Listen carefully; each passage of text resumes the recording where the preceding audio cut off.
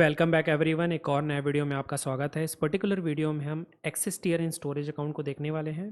इससे पहले वाली वीडियो में हमने authorising a storage account using the Microsoft intra ID, जिसे हम एज्योर एक्टिव डायरेक्टरी भी कहते हैं, हम देख चुके हैं। अगर आपने पुरानी वीडियो नहीं देखी तो प्लीज़ पुरानी वीडियो देख लीजिएगा, और इस प्लेलिस्ट की डिटेल्स मैं आपको डिस्क्रिप्शन में दे दूँगा वीडियो के, आप वहाँ से ले लीजिएगा। अगर आप चैनल में नए हैं तो प्लीज़ चैनल को सब्सक्राइब कीजिए ताकि आपको वीडियोज़ की नोटिफिकेशन मिलती रही। तो आइए वीडियो को आगे बढ़ाते हैं और समझते हैं कि एक्सेस टियर होता क्या है एक्चुअल में। तो जब आप अपना स्टोरेज अकाउंट बनाते हैं तो आपको एक टियर बाय डिफ़ॉल्ट सेलेक्ट करना पड़ता है, या तो हॉट या तो कूल। आर्काइव टियर जो होता है वो स्टोरेज अकाउंट के अकाउंट लेवल पे नहीं होता है, वो ब्लॉब लेवल पे होता है। तो जब आप स्टोरेज अकाउंट क्रिएट करेंगे तो आपको दो ही ऑप्शन मिलने वाले हैं, या तो हॉट या तो कूल। तो आप कैसे चूज़ करें कि ये मुझे हॉट लेना चाहिए या कूल लेना चाहिए? तो ये डिसाइड करता है आपके नेचर ऑफ डेटा के ऊपर। अगर आप फ्रिक्वेंटली एक्सेस डेटा स्टोर करना चाहते हैं तो आप हॉट टियर चूज़ कीजिए। अगर आप लेस फ्रिक्वेंट डेटा स्टोर करना चाहते हैं तो आप कूल यूज़ कीजिए। लेस फ्रिक्वेंट कहने से मतलब है कि उसका कम इस्तेमाल करना है, और फ्रिक्वेंटली मीन्स उसका ज़्यादा इस्तेमाल करते हैं। बिकॉज ये हॉट और कूल टियर के ऊपर ही आपकी कॉस्टिंग डिपेंड करती है। तो जब भी आप कोई फाइल हॉट टियर पे अपलोड करते हैं तो उसकी जो स्टोरिंग कॉस्ट है वो ज़्यादा रहती है, बट उसकी एक्सेसिंग कॉस्ट है वो लेस रहती है। इसी तरीके से अगर आप कूल टियर में डेटा अपलोड करते हैं तो उसकी जो स्टोरिंग कॉस्ट है वो कम रहती है हॉट टियर से, बट उसकी जो एक्सेसिंग कॉस्ट है वो ज़्यादा रहती है हॉट टियर से। इसी तरीके से जो आर्काइवल टियर होता है जो ब्लॉब लेवल पे अवेलेबल है, इस पे जो स्टोरेज कॉस्ट है वो कम रहती है, बट एक्सेसिंग कॉस्ट जो है इन दोनों से हाई रहती है। तो ये डिसाइड हम करते हैं डेटा के नेचर पे। तो मैंने यहाँ पे कुछ एग्जांपल दे रखा है, जैसे कि मैं हॉट टियर चूज़ करता हूँ। तो आइडियली अगर आप कोई प्रोडक्शन डेटा एक्टिवली यूज करने वाले हैं एप्लीकेशन में तो उसके लिए आप हॉट टियर लीजिए। अगर आप कूल टियर लेते हैं तो उसके लिए बैकअप्स लॉग जैसे डेटा आप ओकेजनली यूज़ करते हैं, आप उसके लिए बेस्ट सूटेबल है कि आप कूल टियर लीजिए। आर्काइव टियर जिसको आप लॉन्ग टर्म डेटा को यूज़ नहीं करने वाले हैं, जिसको लो फ्रिक्वेंटली यूज़ करने वाले हैं, या 3 महीने 4 महीने में एक बार यूज़ करने वाले हैं, उसको आप आर्काइवल टियर में रखिए।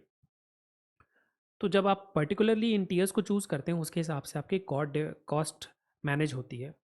उसके बाद जो हमारा नेक्स्ट पॉइंट है वो है rehydration process to archive tier. तो यहाँ पे मैंने एक यूआरएल दे रखा है, ये माइक्रोसॉफ्ट का यूआरएल है। अगर आप रिहाइड्रेशन प्रोसेस के बारे में ज़्यादा जानना चाहते हैं तो प्लीज़ इस यूआरएल पे गो थ्रू कीजिएगा। तो कभी भी कोई फाइल अगर आर्काइवल टियर में चली गई तो आप उसको एक्सेस नहीं कर सकते। उसको एक्सेस करने के लिए आपको वापस से हॉट टियर में लाना पड़ता है, या तो उसको कूल टियर में लाना पड़ता है। तो वापस से जब हम उसको हॉट या कूल टियर में लाते हैं उस प्रोसेस को हम कहते हैं रिहाइड्रेशन। तो रिहाइड्रेशन प्रोसेस भी दो टाइप के होते हैं, एक स्टैंडर्ड होता है और एक हाई प्रायोरिटी होता है। स्टैंडर्ड में आपका कॉस्ट कम लगता है, बट प्रोसेस में टाइम ज़्यादा लगता है। मीन्स अगर आप डेटा को हॉट ईयर में मूव करते हैं आर्काइव से, और अगर आप स्टैंडर्ड चूज़ करते हैं तो आपको 12 से 24 घंटे लग जाएंगे। और अगर आप हाई प्रायोरिटी चूज़ करते हैं तो आपको 1 से 2 घंटे में वो डेटा मिल जाएगा, लेकिन कॉस्ट ज़्यादा रहेगी। तो ये डिसाइड करता है कि आपका बिजनेस नीड कैसा है। अगर आपको आर्काइवल के बाद से डेटा तुरंत चाहिए तो आप हाई प्रायोरिटी रिहाइड्रेशन को चूज़ कीजिए। अगर आपको डेटा की नीड अर्जेंट या प्रायोरिटी में नहीं है तो आप स्टैंडर्ड को चूज़ कीजिए, बिकॉज इसके ऊपर भी कॉस्टिंग लगती है। तो इसके बाद हमारा जो नेक्स्ट पार्ट है वो ये है कि हम इसकी कॉस्टिंग कैसे डिफाइन किया माइक्रोसॉफ्ट ने।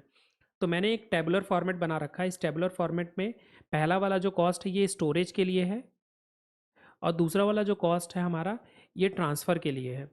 जो आप डेटा ट्रांसफ़र करते हैं मीन्स डाउनलोड अपलोड करते हैं, उसके बीच में जो डेटा ट्रांसफ़र होता है उसके ऊपर भी कॉस्ट लगती है। तो यहाँ पे जो कॉस्टिंग है वो आईएनआर पे है, पर जीबी पे है। तो हॉट टियर पे आप देख पा रहे होंगे कि कॉस्टिंग स्टोरेज की ज़्यादा होगी, कुल पे कम होगी और आर्काइव पे कम होगी। उसी तरीके से जो रिट्राइवल रेट है या जो एक्सेस एक्सेस रेट है वो कम होगा हॉट टियर में, बल्कि कूल टियर और आर्काइव में ज़्यादा होगा। तो अगर आप इस प्राइसिंग के बारे में डिटेल में जानना चाहते हैं तो आप ये वाला लिंक यूज़ कर लीजिएगा, ये माइक्रोसॉफ्ट का है, और बाकी सारी जो डिटेल है ये गो थ्रू कर लीजिएगा।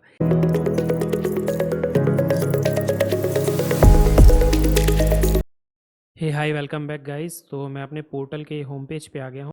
तो आइए स्टोरेज अकाउंट पे चलते हैं और एक्सेस टियर को देखते हैं। तो स्टोरेज अकाउंट पे मैंने क्लिक किया है। मेरा ये एग्जिस्टिंग स्टोरेज अकाउंट है। इसके अंदर जाने से पहले मैं आपको ये वाला जो ऑप्शन है, ये जब हम नया स्टोरेज अकाउंट बनाते हैं तो कहाँ पे होता है मैं वो दिखा देता हूँ पहले। तो यहाँ पे क्रिएट बटन पे क्लिक करेंगे तो आपको एक विजार्ड ओपन हो जाएगा जिससे आप स्टोरेज अकाउंट को क्रिएट करते हैं। स्टोरेज अकाउंट क्रिएट कैसे करते हैं अगर आप नहीं जानते हो तो हमारी पुरानी वीडियोस देख लीजिएगा, उसमें हमने दिखाया कि कैसे क्रिएट करते हैं। तो यहाँ पे एडवांस्ड वाला ऑप्शन है, अगर आप उस पर जाएंगे और स्क्रॉल डाउन करेंगे तो आपको यहाँ पे एक्सेस टियर का ऑप्शन मिलेगा। बाय डिफ़ॉल्ट ये हॉट है, अगर आप इसको चाहें तो कूल भी कर सकते हैं जब आप यहाँ पे स्टोरेज अकाउंट क्रिएट करते हैं। तो आपको अकाउंट लेवल पे सिर्फ हॉट और कूल मिलता है, आर्काइव नहीं मिलता है। आर्काइव जो है वो ब्लॉब लेवल पे मिलेगा। तो हम अपने स्टोरेज अकाउंट में वापस चले जाते हैं, जो एग्जिस्टिंग वाला है मैं इसके अंदर जा रहा हूँ। अब इसके अंदर अगर आप एक्सेस टियर को ढूंढना है तो आप ये लेफ्ट हैंड मेन्यू में कॉन्फ़िगरेशन को ढूंढिएगा। तो कॉन्फ़िगरेशन जो है सेटिंग के अंदर रहती है, ये सेटिंग है और ये कॉन्फ़िगरेशन है। तो जब आप इस पर क्लिक करेंगे तो यहाँ पे देखिए हॉट और कूल टियर है। तो मेरे सिस्टम में मैंने क्या रखा है, by default cool tier select कर रखा है। तो अगर आप मेरा डेटा देखेंगे जो ऑलरेडी ब्लॉब में स्टोर है, तो उसमें डेटा कूल टियर पे होगा। और अगर अभी मैं कोई नई फाइल अपलोड करूँगा तो भी वो बाय डिफ़ॉल्ट कूल टियर पे ही अपलोड होगी। तो आप यहाँ पे देख पा रहे हैं कि लगभग-लगभग सबका कूल टियर है, बस इसका हॉट टियर है। तो इसका मैंने ब्लॉब लेवल पे टियर चेंज किया है। तो अगर आप चाहें तो ब्लॉब लेवल पे भी टियर्स को इम्प्लीमेंट कर सकते हैं। जो बाहर हमने टियर का ऑप्शन कॉन्फ़िगरेशन के अंदर देखा था वो अकाउंट लेवल पे है। और ये भी जो हम यहाँ पे देख रहे हैं ऑप्शन, अगर हम इस पे क्लिक करेंगे और इसके बाद जो ऑप्शन हमको मिलेगा, ये पर्टिकुलर ऑप्शन जो है ये आपका ब्लॉब लेवल पे है, मीन्स पर्टिकुलर फाइल लेवल पे है। तो इस पर्टिकुलर फाइल की भी आप टियर को चेंज कर सकते हैं। तो यहाँ पे मैं चाहूँ तो इसको वापस से हॉट से कूल कर सकता हूँ और सेव कर सकता हूँ। तो इसको सेव होने में थोड़ा टाइम लगेगा। देखिए अब इसका टियर जाकर हम बाहर रूट पे देखेंगे तो वापस हमको इसका टियर यहाँ पे कूल होके मिल जाएगा। और जो आर्काइव टियर है ये भी आपके ब्लॉब लेवल पे है, मीन्स आप अकाउंट लेवल पे आर्काइव टियर को नहीं अचीव कर सकते। तो अगर आप पर्टिकुलरली किसी फाइल को आर्काइव टियर पे में भेजना चाहते हैं तो यहाँ से चेंज टियर का ऑप्शन मिलेगा। जब यहाँ पे सेलेक्ट करेंगे तो आपको हॉट, कूल, कोल्ड और आर्काइव मिलेगा। तो कोल्ड और आर्काइव बोथ आर्काइव टियर्स के ही फॉर्म्स हैं। कोल्ड थोड़ा सा ज़्यादा ऑप्टिमाइज्ड है और आर्काइव, तो अगर मैं इसको आर्काइव पे डालता हूँ तो ये आर्काइव टियर में चला जाएगा। आर्काइव टियर से वापस जब मैं इसको रीहाइड्रेशन प्रोसेस के थ्रू चेंज करूँगा हॉट या कूल टियर, तब इसको टाइम लगेगा अगर मैं स्टैंडर्ड चूज़ करता हूँ। और अगर मैं हाई प्रायोरिटी चूज़ करता हूँ तो ये विद इन आवर हो जाएगा। अगर आप इस टियर को आर्काइव में मूव करने के बाद इस पर्टिकुलरली फाइल को एक्सेस करने की कोशिश करेंगे तो मैं काम करता हूँ यहाँ पे सैश जनरेट करता हूँ और सैश जनरेट करके हम इसको एक्सेस करने की कोशिश करते हैं एचटीटीपी से। तो मैंने यहाँ पे सैश जनरेट कर लिया है और ये जो हमारा एचटीटीपी ब्लॉब यूआरएल है इसको मैं जाके यहाँ पे पेस्ट करता हूँ और देखते हैं कि हम इस पर्टिकुलर फाइल को एक्सेस कर पा रहे हैं कि नहीं। तो देखिए ब्लॉब इज़ आर्काइव्ड आपका ऑप्शन आ रहा है। तो आप आर्काइव्ड में कभी भी फाइल को एक्सेस नहीं कर सकते। अगर आप उसको एक्सेस करना चाहते हैं तो आपको उसका टियर वापस चेंज करना पड़ेगा। तो अगर मैं इसका टियर वापस चेंज करता हूँ आर्काइव से तो हो सकता है उसे होने में थोड़ा टाइम लगे, जो उन्होंने टाइम ड्यूरेशन दिया था। तो मैं यहाँ से चेंज टियर में जाऊँगा और चेंज टियर में जाने के बाद यहाँ से मैं इसे वापस से हॉट कर दूँगा। अब यहाँ पे देखिए रिहाइड्रेशन प्रोसेस के लिए उन्होंने ऑप्शन दे रखा है, तो स्टैंडर्ड और हाई है। दोनों में मैं हाई चूज़ करता हूँ और मैं सेव पे क्लिक करता हूँ और मैं ये सक्सेसफुली हो गया है। तो अगर मैं वापस से इस सैस यूआरएल को क्लिक करूँगा तो अभी भी मुझे वो आर्काइव्ड ही दिखाएगा। तो मैं काम करता हूँ एक नया सैस यूआरएल जनरेट करता हूँ, बिकॉज़ मैंने उसकी टियरिंग अभी चेंज की है। तो मैं सैस यूआरएल पे जाता हूँ और मैं सैस यूआरएल वापस से जनरेट किया है जो मैं इसे कॉपी कर लेता हूँ और यहाँ पे पेस्ट करके हम देखते हैं कि इसका टियर चेंज हुआ है कि नहीं। देखिए अभी भी ये आर्काइव्ड में है, बिकॉज़ जो भी हमने प्रोसेस किया है उस प्रोसेस को होने में कम से कम 1 घंटा लगेगा। देखिए blob currently in rehydrating high priority, it can not be downloaded. तो ये डाउनलोड नहीं कर सकते हम बोल रहे हैं जब तक ये रीहाइड्रेशन प्रोसेस कंप्लीट नहीं होता है। तो ये रीहाइड्रेशन प्रोसेस था और आर्काइबल प्रोसेस था कि आप कैसे आर्काइव करते हैं। अब हम जो नेक्स्ट चीज़ देखने वाले हैं वो है हमारा अ,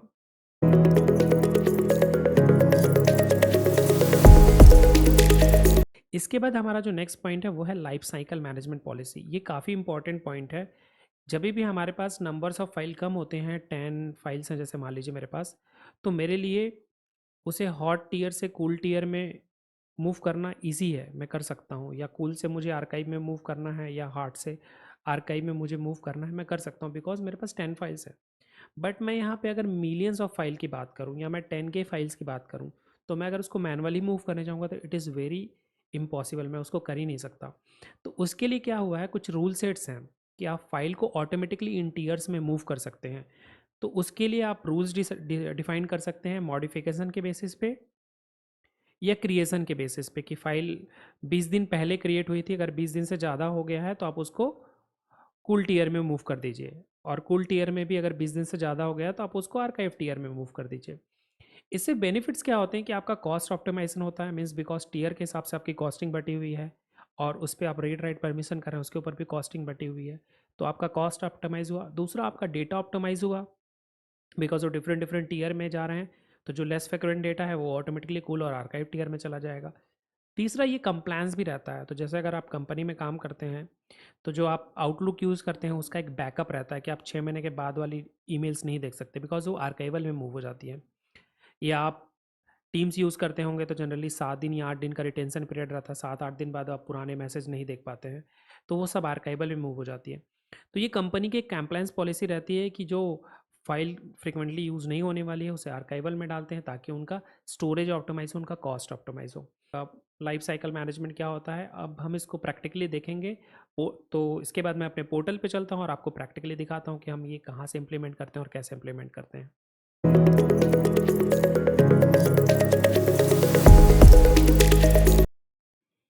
जो हमारा नेक्स्ट पॉइंट है वो है लाइफ साइकिल मैनेजमेंट। तो लाइफ साइकिल मैनेजमेंट को कैसे हम इम्प्लीमेंट करते हैं, तो आप अपने अकाउंट लेवल पे वापस आ जाइएगा, और अकाउंट लेवल पे वापस आने के बाद आप जब स्क्रॉल डाउन करेंगे तो आपको यहाँ पे डेटा मैनेजमेंट के अंदर लाइफ साइकिल मैनेजमेंट मिल जाएगा। लाइफ साइकिल मैनेजमेंट पे क्लिक करेंगे तो यहाँ पे देखिए रूल बनाने का ऑप्शन है। मैंने एक रूल ऑलरेडी बना रखा है इसलिए मुझे यहाँ दिख रहा है। आप ऐड रूल पे जाएंगे तो यहाँ से आप रूल ऐड कर सकते हैं। तो यहाँ पे रूल का नेम देना है, तो मैं दे देता हूँ टेस्ट रूल। तो यहाँ पे आपको कुछ ऑप्शन मिल रहा होगा, जैसे देखिए apply rule on the all blobs in your storage account. ठीक है, तो मेरे स्टोरेज अकाउंट में जितने ब्लॉब्स हैं उसमें ये रूल होगा। लिमिट, अगर ब्लॉब फिल्टर करना चाहें तो आप यहाँ पे फिल्टर कर सकते हैं, तो फिर वो आपको ब्लॉब चूज़ करने का ऑप्शन देगा। तो मैं ऑल ब्लॉब्स में अप्लाई करना चाहता हूँ। अब यहाँ पे 2 टाइप का ब्लॉब होता है, ब्लॉक ब्लॉब और अप एंड ब्लॉब, और इसके सब टाइप भी होते हैं, बेस ब्लॉब, स्नैपशॉट, कन्वर्जन। तो स्नैपशॉट और जो वर्जन है हम बाद में पढ़ने वाले हैं आने वाले वीडियोस में, और अप एंड ब्लॉब भी आने वाले वीडियोस में हम पढ़ने वाले हैं। तो अभी जो हम यूज़ कर रहे हैं वो ब्लॉक ब्लॉब है। तो मैं आगे नेक्स्ट बटन पे क्लिक करता हूँ, मैंने रूल का नेम यहाँ पे दे दिया है, और यहाँ पे मैं मोर देन डेज अगो बोल रहे हैं। तो यहाँ पे 2 ऑप्शन है आपके पास, लास्ट मॉडिफाइड और क्रिएटेड। तो मैं क्रिएटेड के हिसाब से चलता हूँ, चलिए।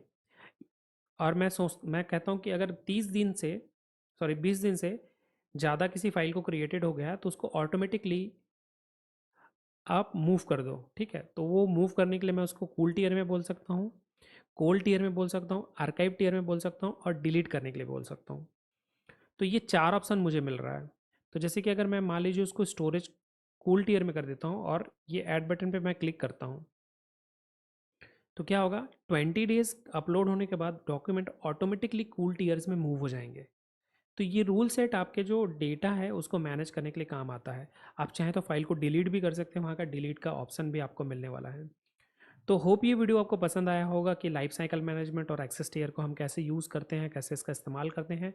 तो प्लीज़ वीडियो को अभी तक अगर आपने लाइक नहीं किया है और चैनल को सब्सक्राइब नहीं किया तो प्लीज़ लाइक और सब्सक्राइब कर दीजिएगा और अपने दोस्तों को शेयर कीजिएगा। And thank you for watching this video. See you in next video. Bye.